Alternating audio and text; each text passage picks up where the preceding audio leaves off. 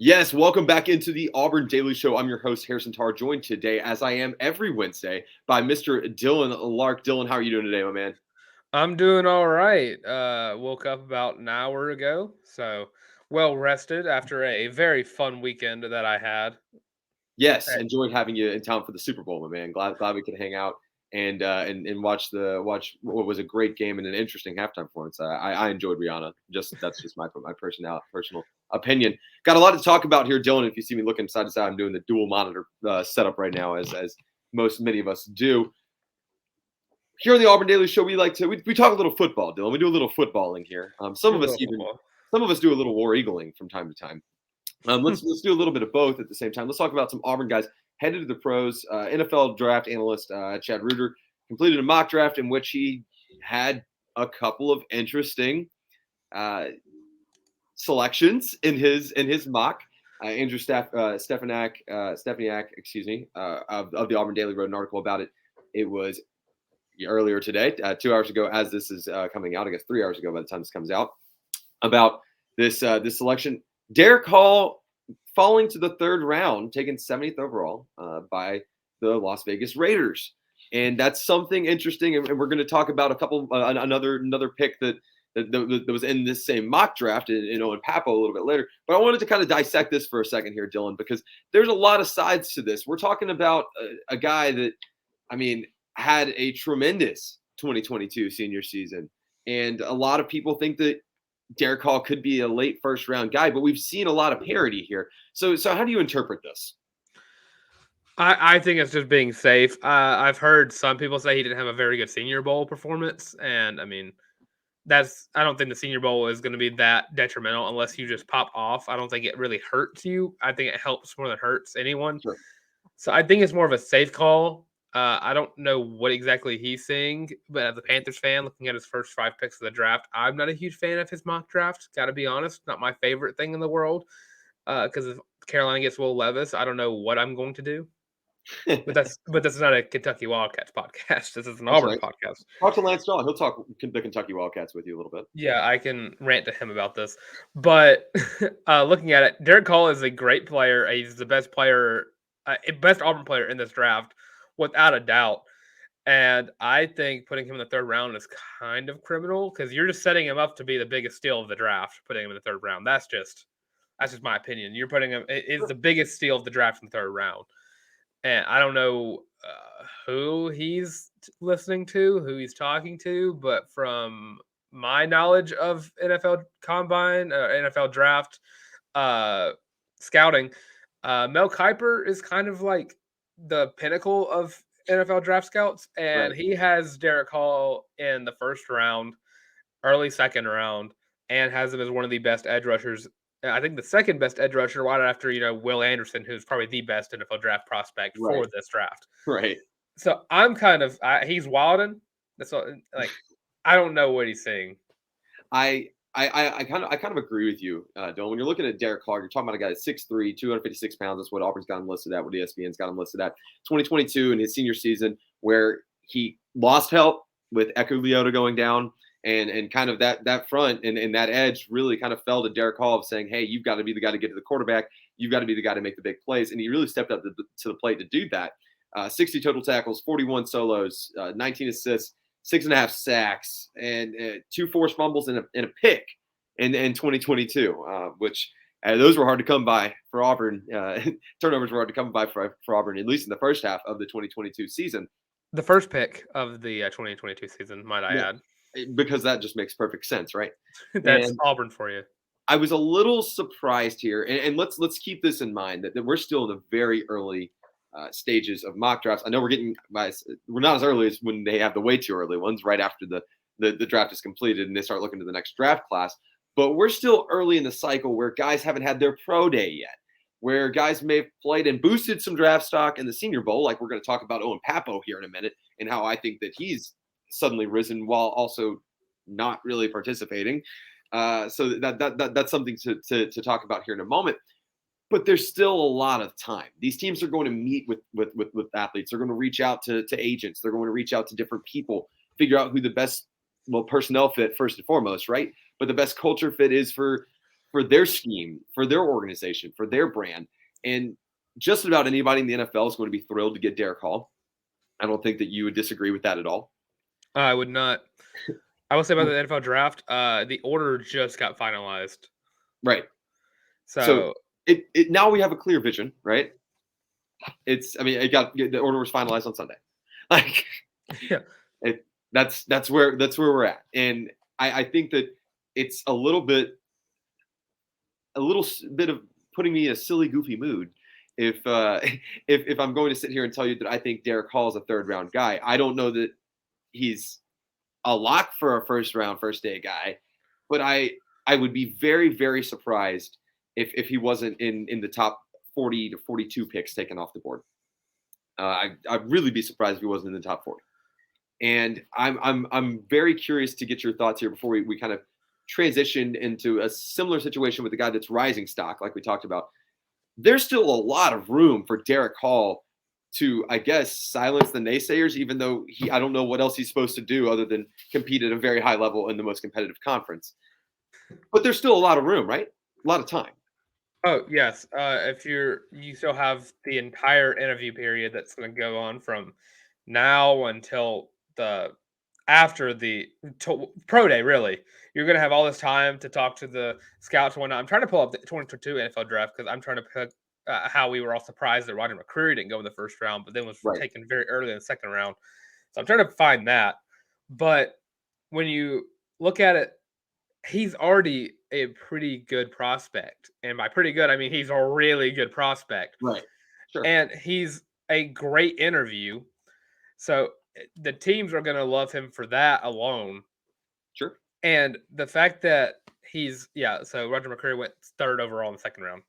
Right. And I don't know what corner he was. He was like cornerback 1 for the longest time, but then he kind of fell a little bit for some reason. But late in the game too. Yeah, but now he's the best corner for the Tennessee Titans. So, right.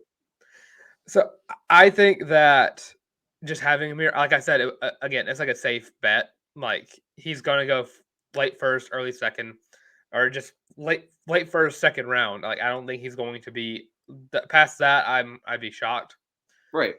And I just see it as maybe he just thinks he has room to grow, and I guess his pro day and his combine are really going to show that and show that he has grown into to Chad Reuter's eyes, and maybe wake him up to the fact that this is not an outside linebacker 3. This is not your outside linebacker 5 or your edge rusher 4. This could be your 2 guy, your 1 guy, 2 guy, one in several years down the road. This can be your all I can say about this NFL draft is I love Derick Hall, but if my team needed an edge rusher and Derick Hall and Will Anderson were on the board, I'd probably just take Will Anderson. Well, yeah. But if not, and I really needed that edge rusher, Derick Hall right there, I'll take him. Can't say I disagree, and I don't necessarily love the Raiders fit, but I don't want to get into that too much because it's just a mock that I don't think is even remotely close to something that could seriously be the case for Derick Hall. Let's talk a minute about Owen Pappoe. So this guy is also listed in Chad Reuter's mock draft in the third round, coming not far after Derick. I guess 27 picks later, but still same round.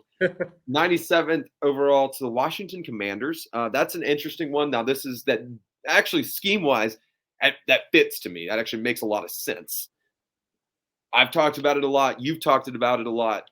Zach Blackerby has talked about it a lot. I think that Owen Pappoe's probably not going to play linebacker in the NFL. I think that they're probably going to try to slide him to the outside. He's a nickel is what he is. Yes. And but he's so freakishly athletic. Someone's going to be very excited to get their hands on him, able to coach this guy.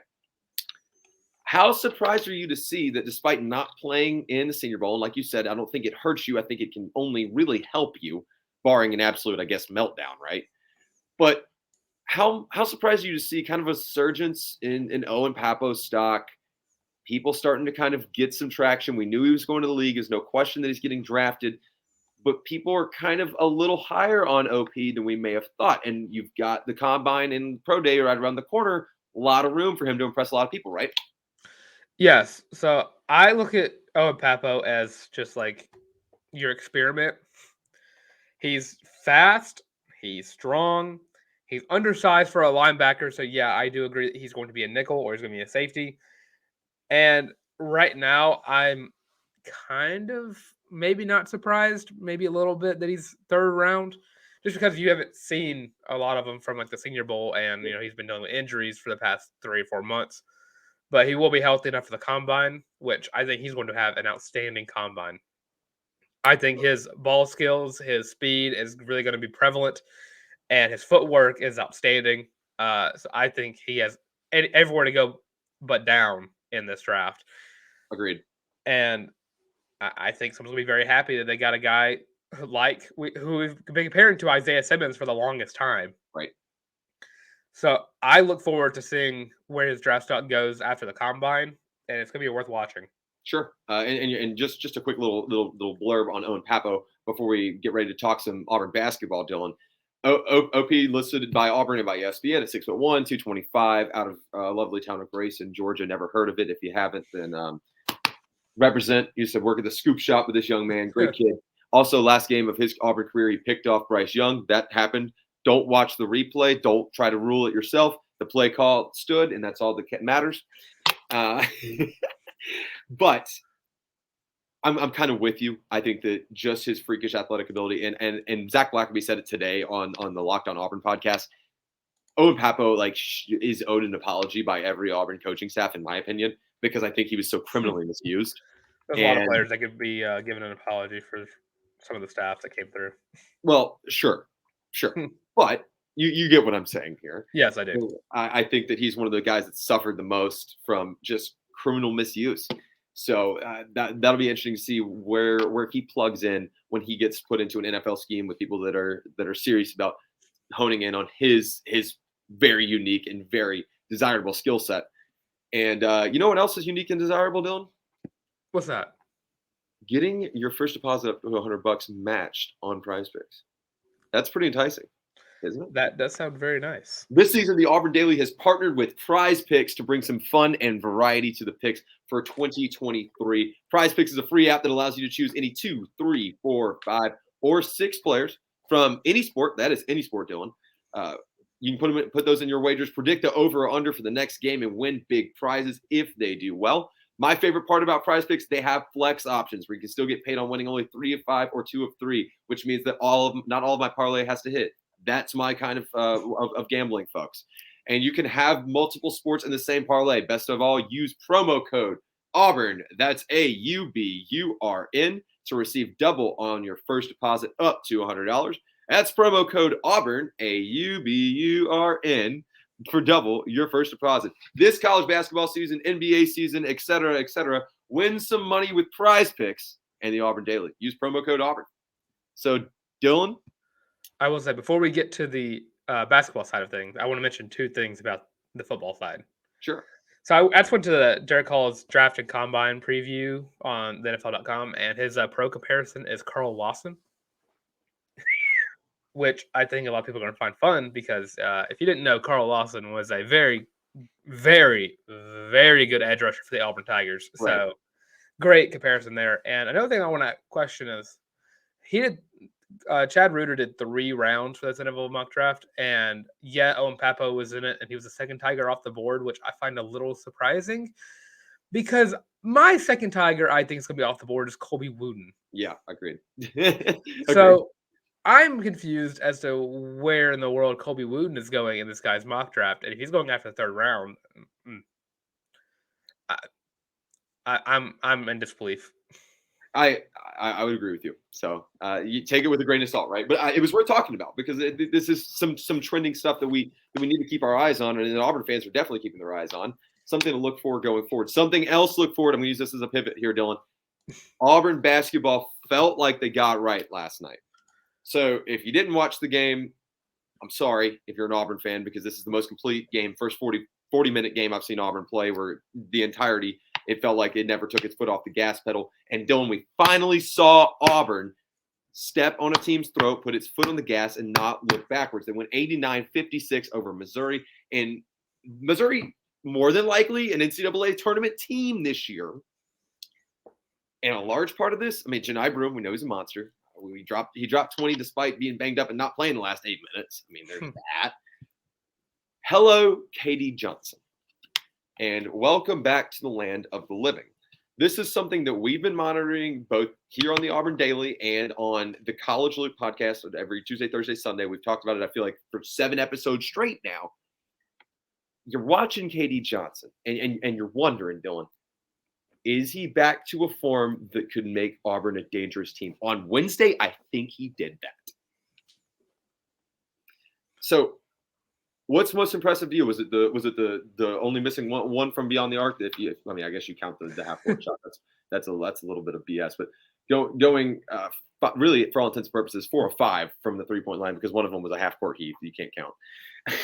4 or 5 from the line. Was it dropping 15 points? Was it him having good shot selection? Where is your mind right now? Because there's a lot of places mine's at. Look at the box score, of course. My mind went straight to Wendell Green Jr.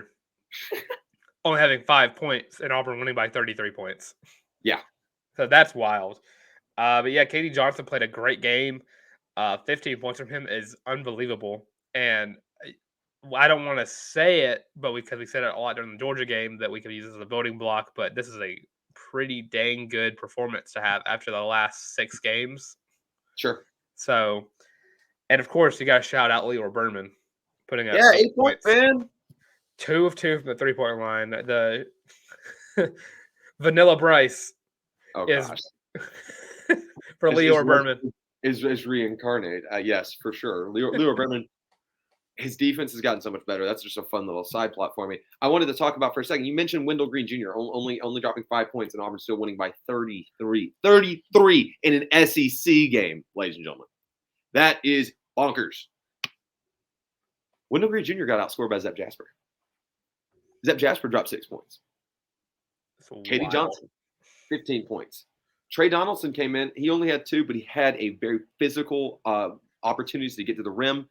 Didn't get himself to the stripe as much as I'm sure Bruce Pearl wants him to. He's starting to look more confident with the ball. The guards seem to be kind of meshing a little bit. Even in the Alabama game, Dylan. You take away that last 2 minutes of that Alabama game, Auburn is right there.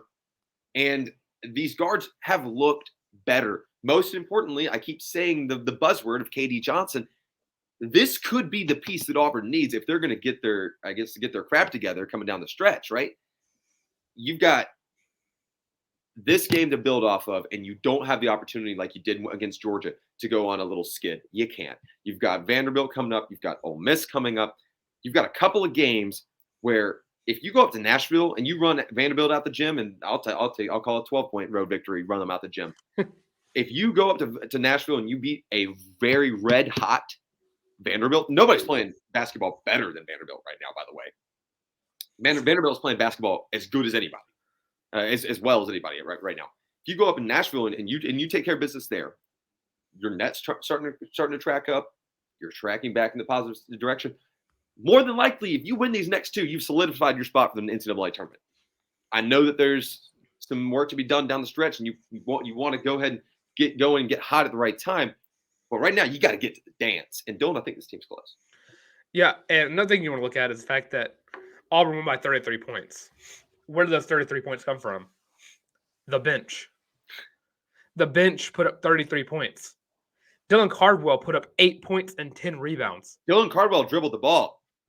Dylan Cardwell played well. Whoa. And you're sitting there looking like, is this team going to start getting hot? There's only one game. I don't think we should pump the brakes a little bit. No, I'm going to sunshine pump. I'm sunshine pumping. So you're playing a dangerous game for an Auburn athletics fan. If I'm going to sunshine pump, I'm going to pump after we beat Vanderbilt by a substantial margin. I think Auburn. This was one of those clear moments where BP, he preached it all week in the media, leading up to the Missouri game. Look, it's a must win. It's as simple as that. Every game you play is a must win, right? But this one is a must win. They've got 2 more of those. They've got Vanderbilt and Ole Miss in that order. Like we mentioned, if you come in with this same mentality and you keep building off this, man, you can't rule out any games for the rest of the season. Sure, you're probably going to go into Coleman Coliseum and lose that game. If you lose it close, great. Actually, that's great. If you take care of business against Tennessee at home, I wouldn't want to play this Auburn team in the NCAA tournament. And you don't want to play them to the SEC tournament. No, absolutely not. The only team that shouldn't be afraid of Auburn is Texas A&M, more than likely. and you start to think to yourself here, Dylan, the pieces are kind of doing what we said they need to do. Did Auburn need to get knocked around? Maybe if they can go on a little run here and finish the season shooting pretty well, even if you don't win out, which you probably won't, but you go up, maybe you go get a win at Rupp Arena against UK.